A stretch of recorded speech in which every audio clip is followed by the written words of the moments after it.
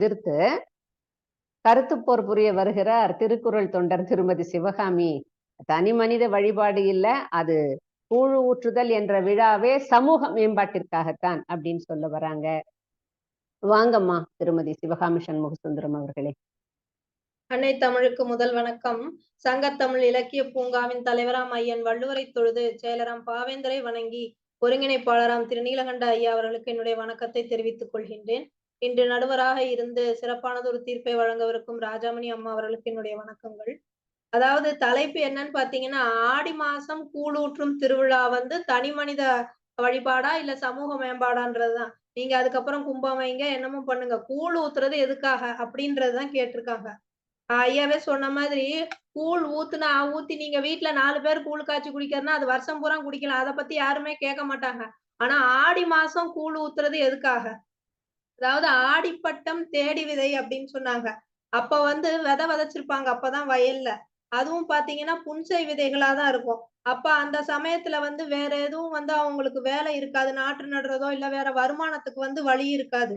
அது மட்டும் இல்லாமல் தை மாசம் அறுவடை எல்லாம் முடிஞ்சு அப்ப அவங்களுக்கு கிடைச்ச நெல்மணிகள் எல்லாம் அந்த இந்த 6 மாச காலத்துல வருமானமும் சரி, மற்ற பொருட்களும் எல்லாம் தீர்ந்து போயிருக்கும். அப்ப கூட்டம் கூட்டமாக வாழ்ந்ததுதான் நம்முடைய சமூகம். அப்போ கூட்டமாக இருந்த அந்த சமூகத்துல அந்த நேரத்துல ஒரு உணவு பற்றாக்குறை இல்ல உணவு இல்ல அப்படிங்கும்போது வசதியானவர்கள் இந்த மாரி ஏழைகளுக்கு இல்லாதவங்களுக்கு அவங்களுடைய பசியை ஆற்றுவதற்காக கொண்டு வரப்பட்டதுதான் இந்த கூழூற்றும் திருவிழா. அதை எதற்காக ஆடி மாசம் பண்ணணுன்றதுக்கான விளக்கம் இதுதான்.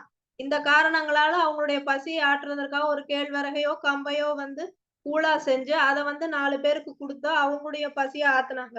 அதுல பசி ஆற்றுவதோடு மட்டுமல்லாமல் அது நம்மளுடைய உடலுக்கு வலிமை சேர்க்கக்கூடியது. வயல்ல இறங்கி வேலை செய்யக்கூடியவங்களுக்கு இல்ல உழைப்பாளிகளுக்கு கூழு, இந்த கம்பங்கூழு, கேப்பக்கூழு இதெல்லாம் நல்ல சக்தி தரக்கூடியது. வெயில்ல போய் வேலை பார்க்கறதுக்கு.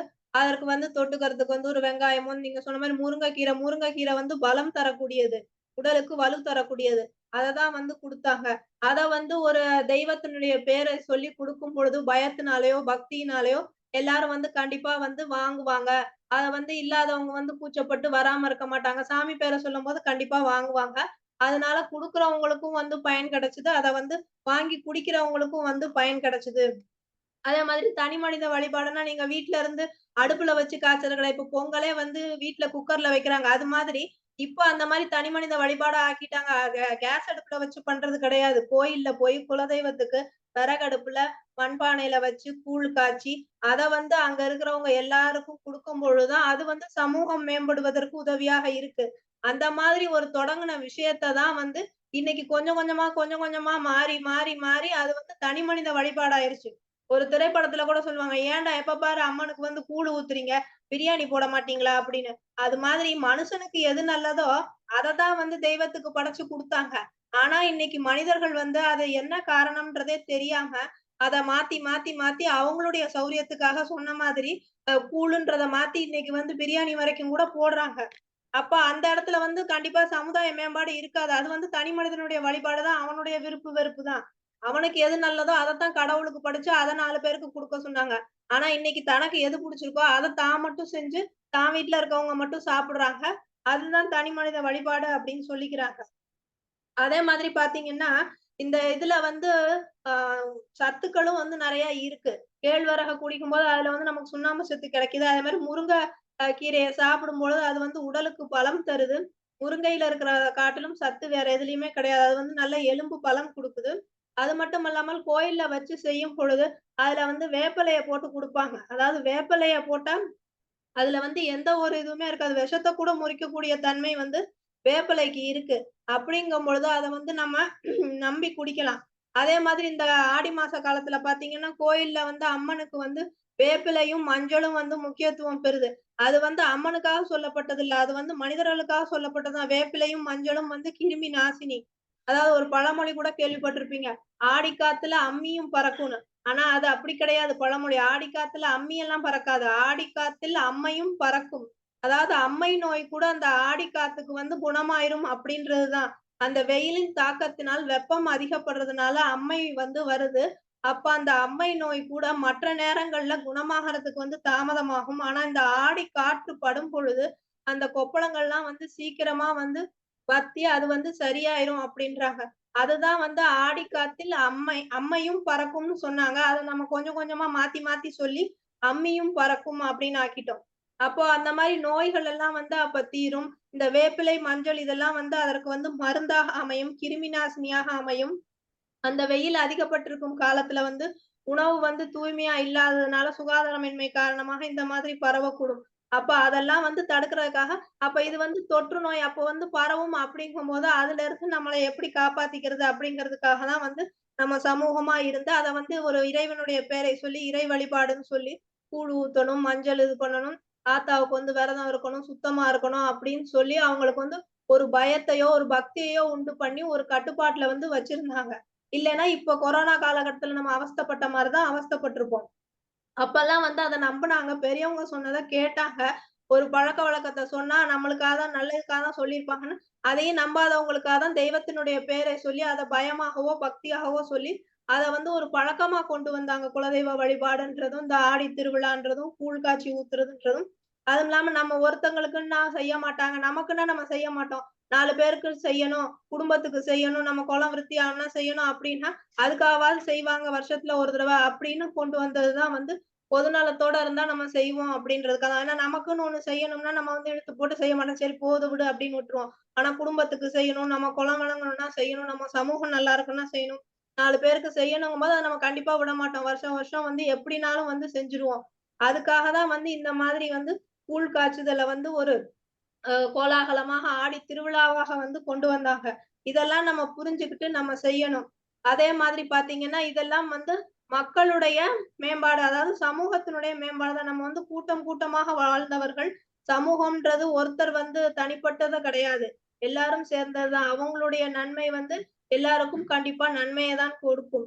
அதனால் நம்ம ஆடி திருவிழா, கூழ் காய்ச்சுவது அப்படிங்கிறது நம்மளுடைய சமூகத்தில் கண்டிப்பாக ஒரு சமூக மேம்பாட்டிற்காக தான் ஏற்படுத்தப்பட்டது. அதை நாம் இன்று தவறுதலாக புரிந்து கொண்டு, அதை மாற்றி மருவி, இன்று அது தனிமனித வழிபாடாக ஆக்கப்பட்டு விட்டது. அது த அவ ஆக்கப்பட்டு விட்டதே தவிர, அது கண்டிப்பாக சமுதாய மேம்பாட்டிற்கான நிகழ்வு தான் என்று சொல்லி, வாய்ப்புக்கு நன்றி கூறி விடைபெறுகிறேன் அம்மா. சிறப்பு, சிறப்பு, சிறப்பு. அருமையாக ஒரு ஆழமான கருத்தை அவர்கள் இங்கே முன்வைத்து சென்றார்கள். ஆடிக்காத்துல அம்மையும் பரவுமா பறக்குமான்னு தெரியல. இப்ப அம்மியும் பறக்கும்ங்கிறது அம்மையும் பரவும்னு கூட நாம எடுத்துக்கலாம். மருவி அது வந்திருக்கலாம். அப்ப ஆடி காற்றுல நிறைய வியாதிகள், நோய்கள், அந்த வைரஸ், பாக்டீரியா போன்றவற்றினால் ஏற்படக்கூடிய நோய்கள் எல்லாம் காற்றுல பரவுறதும் உண்டு. அதை கட்டுப்படுத்துவதற்காக கூட இவர்கள் இந்த வேப்பிலையும் மஞ்சளையும் வச்சிருக்காங்க அப்படிங்கிற ஒரு கருத்துல அவங்க பரவனாலும் சரி, அது பறந்தாலும் சரி, ஆனா அதை கட்டுப்படுத்த வேண்டும் என்ற ஒரு உயரிய நோக்கத்துல தான் இந்த வேப்பிலையும் மஞ்சளையும் வச்சிருக்காங்கன்னு அருமையான கருத்துக்கள் சொன்னாங்க. இந்த தழையை வந்து ஒரு ஆடையாட்டம் கட்டி அந்த பானையில வச்சு வழிபடுறது, அல்லது கோயில்ல தோரணங்களாக வச்சு வழிபடுறது, அல்லது சில நேரங்கள்ல நேர்த்தி கடனாக அந்த பெண்கள் தழையாடை கட்டி கொண்டு வருவது என்பது எல்லாம் கூட ஒரு பழைய காலத்தினுடைய தொடர்ச்சி தான்.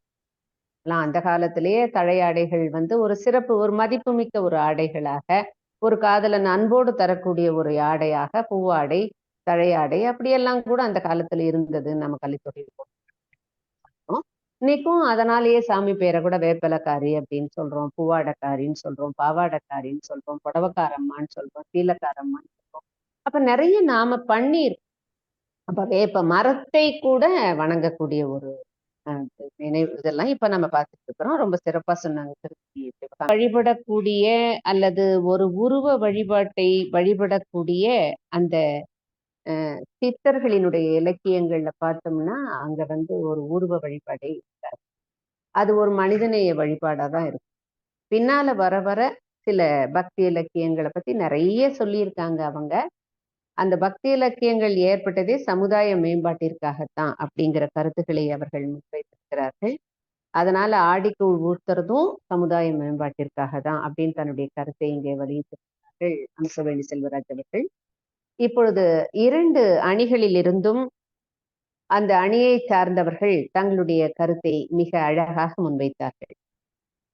மீண்டும் அணி தலைவர்களுக்கு ஒரு 5 நிமிடங்கள் இங்கே இடமளிக்கப்படுகிறது.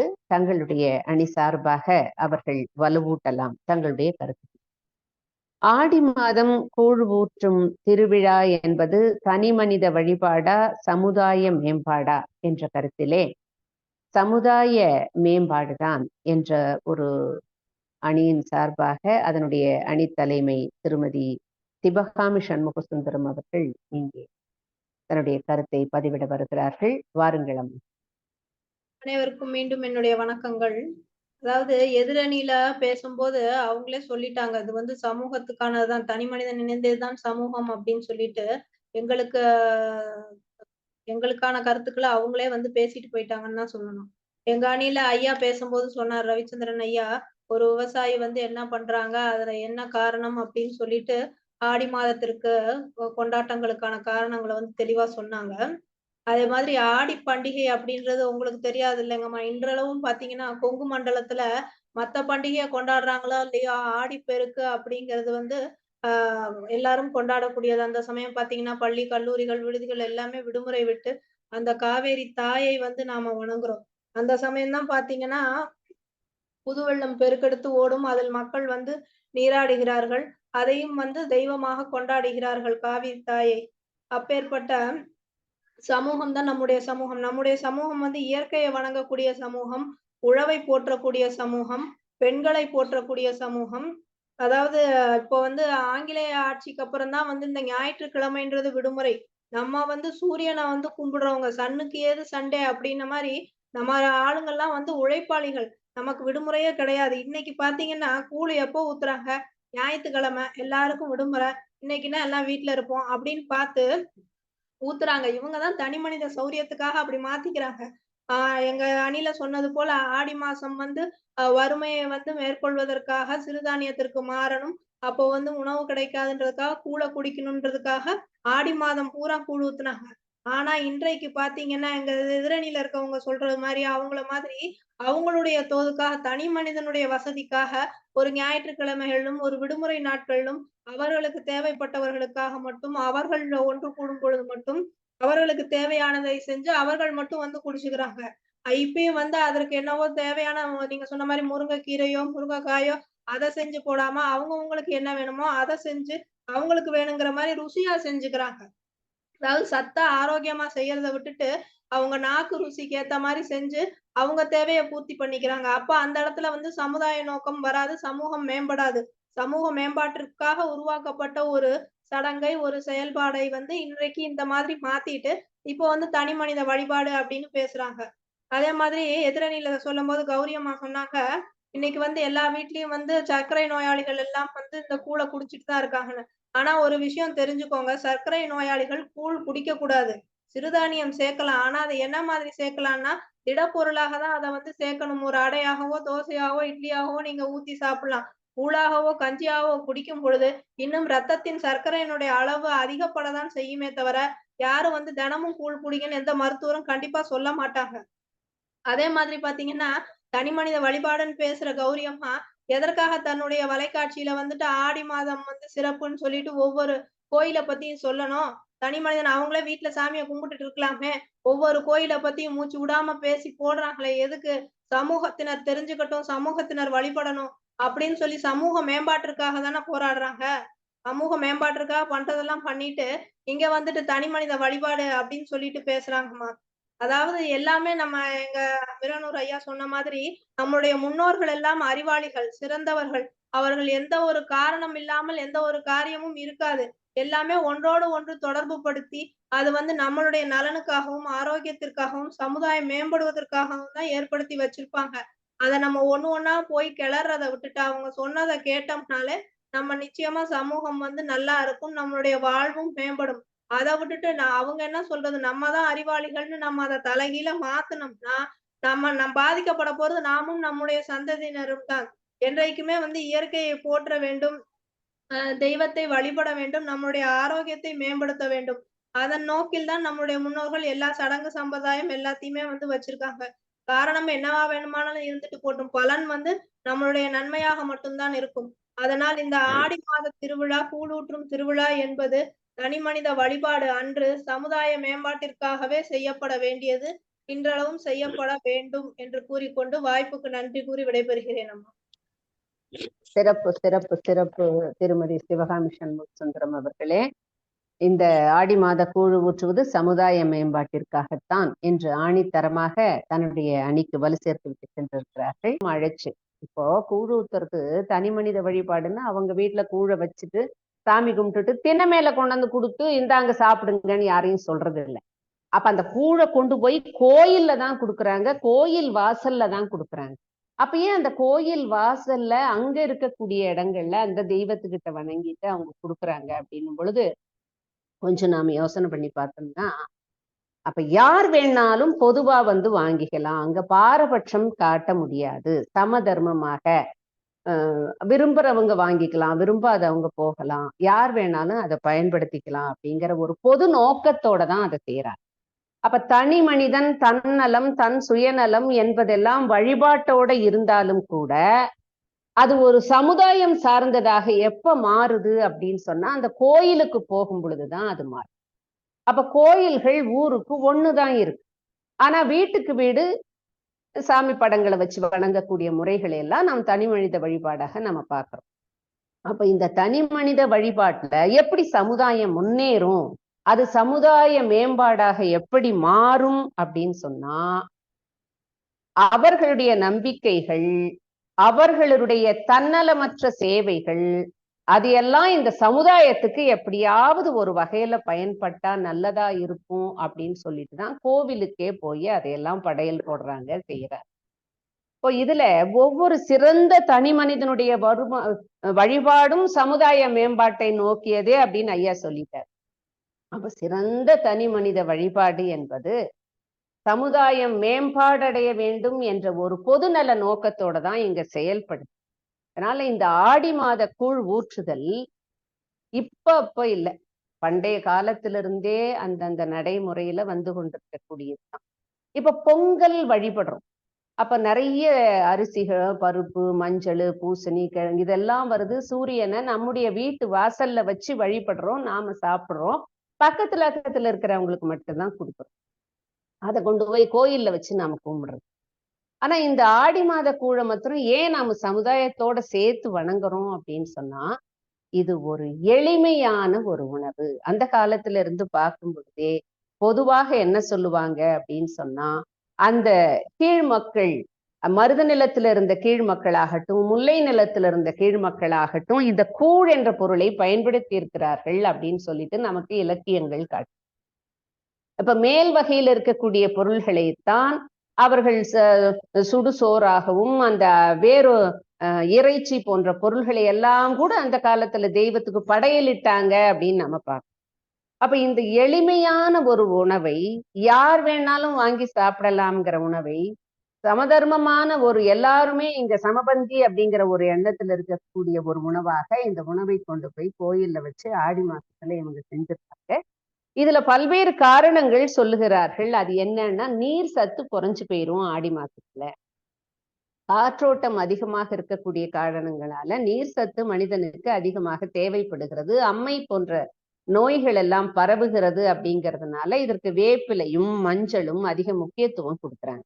இப்போ போய் பொங்கல் போடுறது இல்லை. பொங்கல் போட்டோம்னா அங்க மிளகு, சீரகம் அதையெல்லாம் போட்டு நெய்யை போட்டு எல்லாருக்கும் கொடுக்கறது இல்லை, கூழாதான் ஊத்துறாங்க. அப்ப நீர் சத்து மனிதனுக்கு தேவைப்படக்கூடிய ஒரு காலகட்டமாக இருக்கிறது. இதை பொதுவாக கொண்டு போய் வச்சா யார் வேணாலும் விரும்பி வாங்கி குடிப்பாங்க. அப்ப சமுதாயத்தில் இருக்கக்கூடியவர்களுக்கு இது பயன்படட்டும் என்ற ஒரு உயர்ந்த நோக்கிலே தனி மனிதன் சமுதாயம் மேம்பட வேண்டும், சமுதாயத்திற்கு நம்முடைய செயல் பயன்பட வேண்டும் என்ற ஒரு எண்ணத்திலே தான் இந்த விழாவாக கொண்டாடி இருக்கிறானே தவிர தன்னுடைய வீட்டுல வச்சுக்கிட்டு தன்னுடைய வழிபாட்டை வச்சுக்கிட்டு அவனோடையே முடிச்சுக்கக்கூடிய ஒரு விழாவாக இது இல்லை.